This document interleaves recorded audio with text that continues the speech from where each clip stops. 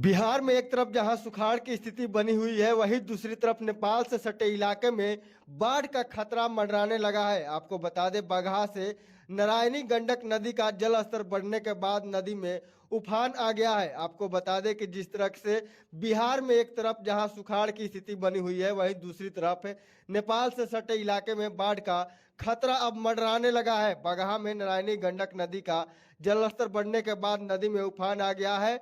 दरअसल इंडो नेपाल सीमा स्थित वाल्मीकि नगर गंडक बराज से नदी में 1,66,000 क्यूसेक पानी छोड़ा गया है, जिसके बाद नदी का जल स्तर तेजी से बढ़ रहा है। आपको बताया जाए कि नेपाल की तराई क्षेत्र से हो रही वर्षा के बाद गंडक नदी का जल स्तर बढ़ रहा है। लिहाजा यूपी और नेपाल सीमा से होकर गुजरने वाली गंडक नदी के जलस्तर में लगातार वृद्धि जारी है। वही जलस्तर बढ़ने के बाद जल संसाधन विभाग ने इंजीनियरों को भी अलर्ट कर दिया है। अधिकारी की बांधों को सशक्त निगरानी में जुटे हैं।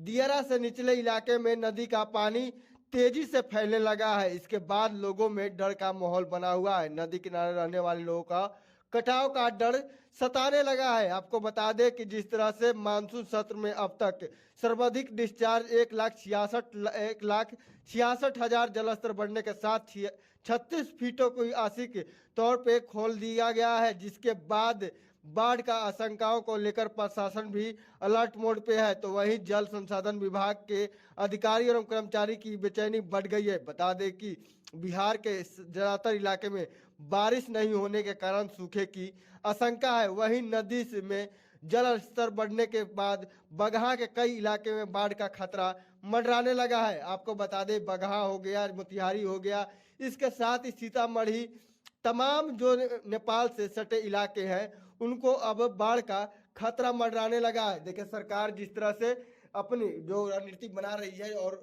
बाढ़ से निपटने का कवायद तेज है, इसके बाद अब पुलिस प्रशासन हो या चाहे सरकार में बैठे मंत्री हैं, उनकी समस्या अब बढ़ती हुई दिख रही है। आपको बता दें कि जिस स्तर से बाढ़ से बचाव को लेकर सरकार अब अपने नियम और कानूनों को बदलाव कर रही है और बांध है जो उनको मरम्मत कराने में अब जुट गई है। सरकार के लेकर जो बाढ़ समस्या है उसको लेकर अब आशंका जताया जा रहा है कि बाढ़ आ सकता है। जो भी नेपाल से सटे हुए जो सीमावर्ती क्षेत्र है, उनमें अब बाढ़ आने की आशंका है। ऐसी ही खबरों के लिए जुड़े रहिए बिहार टॉक से। यूट्यूब पर लाइक और सब्सक्राइब करें, बेल आइकन जरूर दबाएं। फेसबुक, ट्विटर और इंस्टा पर फॉलो करें।